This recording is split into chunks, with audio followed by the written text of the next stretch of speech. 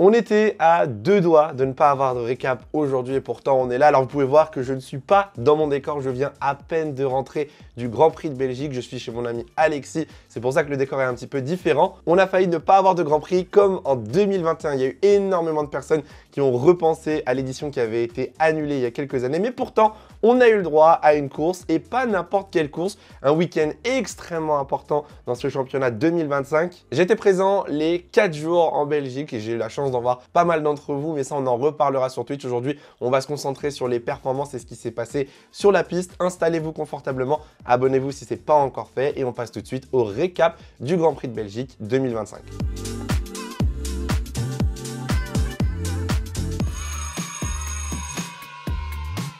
On va commencer ce conseil de classe avec un pilote français, le seul dans les points au final, Pierre Gasly. Alors, vous m'aviez beaucoup critiqué pour ne pas l'avoir mis à Silverstone après une très belle course, c'est vrai, on l'avait oublié. Pierre Gasly termine pour une deuxième fois dans les points aujourd'hui en Belgique et le week-end commençait très mal. Le samedi a été compliqué avec une mauvaise qualification en sprint, puis des problèmes techniques qui lui ont empêché de prendre le départ en sprint. Il s'est très bien rattrapé avec une très bonne course, une très bonne stratégie. Ça fait du bien à Alpine qui souffre énormément dans cette saison et Pierre continue de pousser et de tenir à bout de doigt cette équipe. Il va falloir rapidement trouver un coéquipier au niveau ou en tout cas assez performant pour aider Pierre Gasly parce qu'il est réellement seul dans cette saison. Malheureusement pour Alpine, ça suffit pas pour remonter au classement constructeur, mais je pense que d'un point de vue individuel, ça montre que Pierre, avec une bonne voiture et surtout dans des conditions changeantes où il faut être décisif, est encore capable de faire de très bonnes courses et mérite probablement une voiture un peu plus performante. Deuxième élève du conseil de classe, forcément, c'est Aston Martin qui mérite une heure de colle, voire même peut-être plus. C'était probablement le pire week-end dans l'histoire d'Aston Martin en Formule 1. Déjà en qualification, c'est une stat qui existe, c'est le pire résultat en qualification, 19 et 20e. Aston n'avait jamais fini aussi loin dans une séance de qualification et la course n'a pas été meilleure. Alonso n'a pas réussi à remonter malgré une bonne stratégie. Lance Stroll, lui non plus, n'a pas réussi à terminer dans les points. La situation, elle est vraiment inquiétante. Aujourd'hui, moi, je m'inquiète pour Aston Martin parce qu'il y a peu d'espoir. Alors oui, Alonso l'a dit en conférence, Aston Martin a passé le développement à 80% sur 2026 et j'espère pour eux que ça va marcher parce que là, aujourd'hui, Aston Martin est en train de devenir et est presque devenu l'une des pires écuries du plateau. Et pour finir ce conseil de classe, je vais devoir mettre Andrea Kimi Antonelli et je vais être un petit peu dur parce que là, on va mettre quand même un conseil de discipline. 2 éliminations en Q1. Alors oui, Hamilton s'est aussi fait éliminer en Q1, mais la course d'Antonelli n'a pas été meilleure. Il y a un réel problème. Alors peut-être que c'est un manque d'expérience, peut-être qu'il est en difficulté. Il l'a dit lui-même, il n'a pas confiance en la voiture. Mais là, aujourd'hui, les performances d'Antonelli, déjà que Mercedes est en difficulté, je trouve ça inquiétant. Si on regarde les dernières courses, il y a eu beaucoup d'abandons sur problèmes techniques, sur des erreurs, mais moi ce qui me choque le plus réellement, c'est ce manque de gestion de course, c'est ce manque d'adaptabilité en fonction des circuits et des conditions. Et là, Antonelli, on a clairement payé les frais ce week-end. Heureusement, parce qu'Hamilton n'a pas fait non plus un week-end exceptionnel, on en reparlera après, parce que Ferrari aurait pu marquer beaucoup de points et prendre beaucoup plus d'avance au championnat constructeur. Le point positif pour Antonelli, c'est que la situation contractuelle est sur le point de se résolver, c'est-à-dire que Verstappen ne devrait pas rejoindre Mercedes, la clause ne devrait pas être activée et Russell et Antonelli devraient normalement être prolongés. Donc malgré ses performances, l'avenir d'Antonelli n'est pas vraiment remis en question, mais voilà, j'ai été très déçu de ses performances ce week-end et je m'attendais à beaucoup mieux.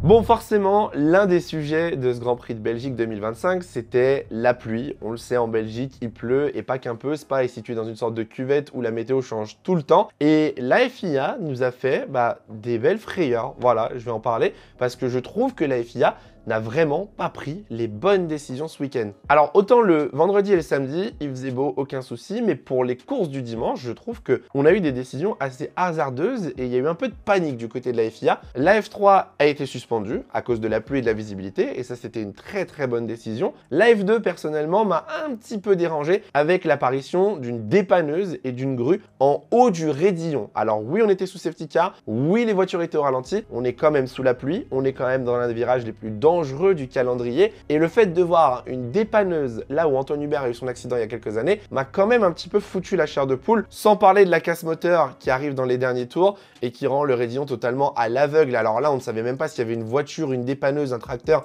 Donc c'était effrayant. Moi, j'étais au pied du Rédillon, j'ai eu très peur. Mais si on parle de Formule 1, la gestion de la météo, entre guillemets, de la procédure, je trouve, a été ratée. On dirait qu'aujourd'hui, la FIA a peur de rouler sous la pluie. Si on reprend toute la journée, on a eu de la pluie tout le matin, puis on a eu une période de 3 heures avec un grand soleil où la piste commençait à sécher, et la pluie est arrivée au moment du tour de mise en grille, quand les Formule 1 sortaient. Alors là, on savait, avec les orages qui arrivaient dans l'après-midi, que ça allait être compliqué. Résultat, départ du tour de formation sous safety car et procédure de départ retardée directement. Alors que j'estime qu'on aurait pu faire quelques tours sous safety car pour essayer d'assécher la piste. Je suis d'accord que la visibilité n'était pas bonne et on va en parler. Le réel problème, c'était pas les pneus pluie. Beaucoup de gens parlent de ces pneus qui ne sont jamais utilisés, je suis d'accord. Le problème, c'était la visibilité. C'était le fait qu'on ne voit pas à plus de 5 mètres et que ça devienne dangereux pour les pilotes. Et ça, c'est réellement deux problèmes différents et c'est deux décisions à prendre lorsqu'il pleut qui ne sont pas du tout les mêmes. Là, le problème, c'était la visibilité. Donc, en gros, il fallait évacuer l'eau qu'il y avait sur la piste. Et quoi de mieux pour évacuer l'eau que de 1, mettre des pneus pluie et de 2, rouler sous safety car au ralenti afin d'évacuer l'eau, réduire le spray et améliorer la visibilité. Bon, résultat, la FIA a décidé de suspendre la procédure pendant quasiment 1 heure. La course n'a démarré qu'à 16 h parce qu'un orage s'est abattu aux alentours de 15h45. Mais on a eu le droit quand même à notre Grand Prix sur le sec. Parce que oui, après seulement 5 tours en intermédiaire, tous les pilotes sont passés au stand pour mettre des pneus médium ou des pneus hard. C'est décevant et c'est Verstappen qui le disait parce que honnêtement, on aurait pu avoir une course sous la pluie. On aurait pu avoir un départ sous la pluie. Mais non, la FIA n'a pas eu le courage. La FIA n'a pas pris cette décision et je pense sincèrement que c'est une question, c'est vraiment un problème aujourd'hui en Formule 1 de ne plus pouvoir faire de départ et rouler sous la pluie. C'est un sujet qui est toujours assez touchy. Je suis curieux d'avoir vos commentaires parce que moi, forcément, j'étais sur place donc je voyais pas ce qui se passait sur les réseaux sociaux. Mais je pense que vous serez plus ou moins tous d'accord avec moi que la FIA nous a un petit peu privé d'un peu de magie, d'un petit peu de spectacle peut-être au début. Certains diront que c'était peut-être trop dangereux, mais bref, donnez-moi votre avis en commentaire et je reste extrêmement frustré de ne pas avoir vu cette course avec des conditions changeantes dès le départ du Grand Prix. Alors, c'est un sujet dont on n'a pas parlé encore sur la chaîne, mais c'est vrai qu'il y a eu énormément de changements chez Red Bull durant les dernières semaines et c'était le premier Grand Prix de l'histoire de Red Bull Racing sans Christian Horner en tant que team principal. Laurent Mekies a donc remplacé Christian Horner chez Red Bull en tant que CEO de l'équipe de Formule 1. Alan Perman a pris la place de Laurent Mekies chez Racing Bulls. Et donc, c'était la première course pour Laurent en tant que Français, en tant que team principal chez Red Bull et ça s'est très bien passé. Ça aurait pu être mieux, mais honnêtement, au vu des performances de la voiture, j'estime qu'ils ont quand même maximisé, on va dire, le potentiel et le résultat, que ce soit pour Max Verstappen, mais aussi pour Yuki Tsunoda. Il faut déjà parler de l'énorme pari qui a été pris, encore une fois, un petit peu similaire à Silverstone, du côté du garage de Max Verstappen. On a totalement débraqué les ailerons pour essayer d'avoir la meilleure vitesse de pointe possible. À Silverstone, ça avait posé problème lorsqu'il avait plus, sauf que là, avec la sprint, on avait le droit à un changement de réglage. Donc du coup, le côté sprint, donc qualif et sprint, était avec des ailerons extrêmement débraqués et la qualif normale et la course était avec une voiture beaucoup plus chargée pour préparer la pluie du dimanche. Résultat, Verstappen se met deuxième en qualif sprint, prend la tête de la sprint dès le premier tour et tout simplement injouable. La vitesse de pointe était incroyable. Piastri, avec l'aspiration et le DRS, ne pouvait pas rattraper Max Verstappen. Ça a été un petit peu plus dur pour le dimanche parce qu'en qualification, quelques erreurs, notamment en Q3 pour Max Verstappen qui lui coûte peut-être la 3e place. Et en course, je pense qu'il y avait peut-être trop d'appui sur cette Red Bull. Ça l'a empêché d'aller chercher Charles Leclerc pour terminer sur le podium, donc une 4e place pour Max Verstappen. Il l'a dit lui-même, aujourd'hui la voiture ne lui permet pas de jouer les victoires, ne lui permet pas d'aller battre les McLaren. Donc c'est vrai que ça peut être un petit peu frustrant parce que je pense que là, Max Verstappen avait quand même fait un très bon week-end. Et si on parle de Yuki Tsunoda, incroyable, Laurent Mekies a pris en personne la décision de ramener un nouveau fond plat pour Yuki Tsunoda avec les améliorations. Résultat, le fond plat est monté juste avant la qualif. Résultat, P6 en qualification, meilleur qualif de Yuki Tsunoda chez Red Bull et depuis le début de la saison. Malheureusement pour lui, la course s'est pas très bien passée. Il s'est un petit peu fait avoir avec la stratégie et la gestion de course et il termine hors des points, mais ça donne un petit peu d'espoir et surtout, ça lance une nouvelle dynamique du côté de l'écurie autrichienne. Donc je suis curieux de voir comment ça va évoluer. Forcément, Laurent Mekies ne va pas tout chambouler d'un seul coup. L'une des choses les plus importantes à retenir de ce Grand Prix de Belgique, c'est surtout les informations et les déclarations après la course. Max Verstappen ne devrait pas quitter l'écurie autrichienne. la clause de performance qui était d'être en dehors du top 3 avant la trêve estivale n'est plus activable. Verstappen est actuellement 3e et donc Max Verstappen devrait continuer chez Red Bull en 2026. Peut-être même en 2027. Au classement pilote, Max Verstappen est 79 points derrière Oscar Piastri, leader du championnat. C'est énorme, hein. Honnêtement, au vu de la voiture, on peut, je pense, déjà le dire, que Max Verstappen ne joue plus le titre pilote. Lando Norris, lui, est à 16 points de son coéquipier. C'est dommage, on n'en a pas parlé, mais Norris aussi perd la victoire sur quelques erreurs. Elle était clairement à portée de main, surtout avec la bonne stratégie avec les pneus hard. Et je pense que là, Norris va regretter ses derniers tours du Grand Prix de Belgique. Verstappen est donc 3e. Russell 4e et Charles Leclerc complètent le top 5 du classement pilote. Je suis curieux de voir ce que ça va donner à Monza avec Red Bull et les ailerons parce qu'à mon avis, la voiture va être extrêmement déchargée et la vitesse de pointe de la Red Bull en Italie risque d'être extrêmement impressionnante. Bon, vous l'avez vu, hein, on vient de rentrer littéralement du Grand Prix de Belgique. On est rentré tard dans la nuit, mais j'ai encore mon t-shirt Ferrari du Grand Prix. On va parler forcément de Lewis Hamilton. Lewis Hamilton, je pense, est la personne que j'ai autant aimé et détesté en si peu de temps. Quand on regarde les séances de qualification de Lewis Hamilton, c'est juste inexplicable. Comment Lewis Hamilton peut se faire sortir 2 fois en Q1 dans le même week-end sur 2 erreurs aussi minimes, j'ai envie de dire, un tête-à-queue en qualification sprint, un track limits en qualification normale qui ne devrait pas avoir lieu au Rédillon. Et pourtant, malgré tout ça, malgré la déception, avec la course sous la pluie, Lewis Hamilton a su remonter et pas qu'un peu pilote du jour quand même. Alors de base, il devait partir de la voie des stands. Bon, le départ a été fait sous safety car avec une relance, donc au final, il n'est pas parti de la voie des stands, il est parti au fond du pack. Et Lewis Hamilton a remonté un total de 11 positions en l'espace de 20 tours. Entre dépassement, entre audace, entre stratégie et bonne décision, là pour le coup, Lewis Hamilton et le pitwall, parce qu'il faut aussi penser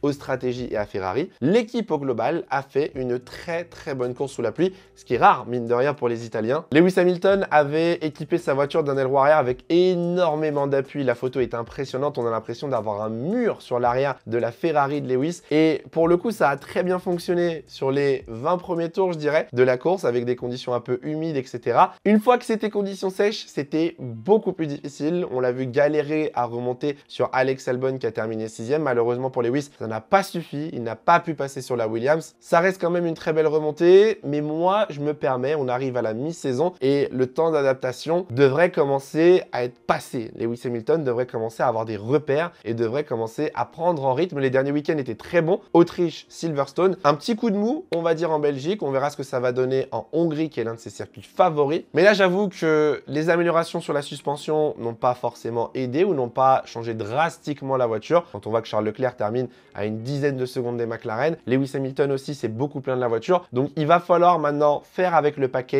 qui est. Il va falloir se débrouiller, l'optimiser et il faut absolument que la deuxième partie de saison de Lewis Hamilton soit un petit peu meilleure que la première. Je vais pas vous mentir, on fait l'hydroprono juste après, mais j'ai beaucoup d'espoir pour le Grand Prix de Hongrie, qui est l'un des circuits où Lewis Hamilton performe le plus. Je crois qu'il a un nombre de records incroyables comme pole position, victoire, etc. C'est son deuxième meilleur circuit derrière Silverstone. Donc pourquoi pas, on croise les doigts, on touche du bois, pourquoi pas voir Lewis Hamilton faire une performance exceptionnelle la semaine prochaine.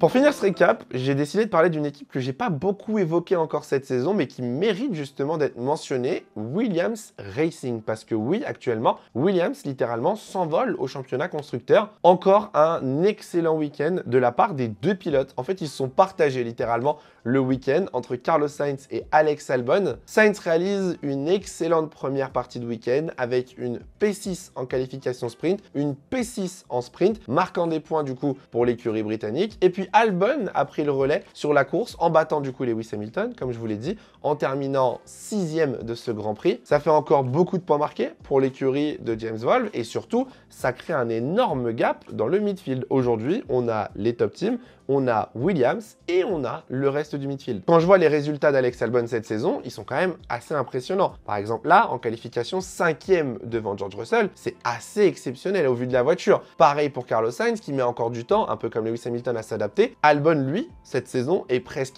irréprochable. Honnêtement, je pense que c'est l'un des pilotes qui réussit le mieux sa saison. Et même de façon globale, Williams, je pense, est l'une des écuries qui optimise le mieux ses résultats et ses performances en 2025. Et pour ça, franchement, il faut le dire, chapeau. Il y a encore quelques années, Williams jouait la P8 ou la P7. C'était très compliqué. Si on regarde le classement constructeur, ils ont 27 points d'avance sur Kick-Sauber qui sont 6e. Ils ont 34 points d'avance sur Aston Martin quand même, qui sont 8e. Donc ça marche très bien pour eux. Bon, devant, bien évidemment, on a McLaren et Red Bull dans des no man's land absolus. On a une petite bataille entre Mercedes et Ferrari. Ferrari, du coup, est toujours 2e au classement constructeur. Mais je pense que ça mérite d'être crédité parce qu'on les a pas beaucoup vus. C'est vrai que là, ce week-end, à la télé, on a eu un énorme focus vraiment sur les McLaren et sur les batailles du podium. Mais Williams a, encore une fois, je le répète, effectué un week-end incroyable. Et pour moi, c'est vraiment la révélation de cette première partie de saison. Alors, la question du jour, forcément, je pense que vous vous en doutez, elle va être liée à la pluie, elle va être liée aux procédures de départ et à la FIA. Est-ce que vous pensez que la FIA est trop prudente aujourd'hui en Formule 1 avec la pluie? Exemple, justement, le départ de la course de Formule 1 qui a été retardé alors qu'on aurait pu rouler sous safety car, on aurait pu évacuer de l'eau et faire rouler les pilotes pour le plus grand bonheur aussi bien des spectateurs que certains pilotes. N'hésitez pas à répondre dans les commentaires, à me donner votre avis, voilà, détailler un petit peu si vous pensez que non, c'était trop dangereux, que non, la FIA fait bien justement de faire attention, ou alors s'il faudrait justement peut-être tenter un petit peu plus de choses, tout en restant bien évidemment dans la sécurité. Je suis curieux d'avoir votre avis, je sais que c'est un sujet un petit peu touchy, mais voilà, au moins on pourra faire le point et en discuter dans les commentaires. Bon, le hydroprono, comme d'habitude, j'ai pas été mauvais comparé à d'habitude. Honnêtement, on a connu pire. J'avais pronostiqué une pole position de Piastri parce que je savais que Piastri était très bon à Spa. J'avais eu juste en sprint, mais malheureusement, ce n'a pas été le cas pour la qualif. C'est Norris qui a pris la pole. En course, par contre, j'ai eu juste Piastri, Norris et j'avais vu malheureusement un George Russell. Je m'étais dit que Mercedes pourrait bien performer à Spa-Francorchamps et c'est Charles Leclerc qui est monté sur le podium. Félicitations à Luke et plein d'autres qui ont réussi à trouver justement le bon pronostic dans l'ordre pour ce Grand Prix de Belgique et le prochain GP et donc la semaine prochaine, ce week-end en Hongrie. Et je pense malheureusement que la Hongrie va être ce genre de circuit où McLaren va totalement dominer mais d'une extrême violence le Grand Prix. Je pense que Oscar Piastri prendra la pole position en qualification et remportera le Grand Prix de Hongrie. Je vois bien Norris deuxième, ça, là-dessus, il n'y a aucun souci. Et je vous l'ai dit, un petit peu délulu, je pense que Lewis Hamilton pourrait faire son premier podium avec la Scuderia Ferrari en Hongrie ce week-end. Comme d'habitude, dans les commentaires, avec le hashtag HydroProno, vous me faites votre top 3, votre pole position, et on fera le point lundi prochain après le Grand Prix pour voir si certains génies ont trouvé le bon ordre. Bon, j'espère que cette vidéo vous aura plu. On l'a vraiment tourné le plus vite possible. On s'est tapé 5 heures de route, on est rentré en pleine nuit, etc. On a essayé de vous tourner ça grâce à Alexis. Merci à lui de m'avoir prêté son matériel et son décor afin de vous sortir le récap le plus vite possible. Maintenant, il est temps d'aller se reposer, il est temps de se préparer pour le Grand Prix de Hongrie. Si la vidéo vous a plu, n'hésitez pas à mettre un j'aime, à vous abonner, à la partager bien évidemment. Et on se retrouve très bientôt, nous, pour de prochaines vidéos. En attendant, faites attention à vous, portez-vous bien, c'est le plus important. Ciao, ciao.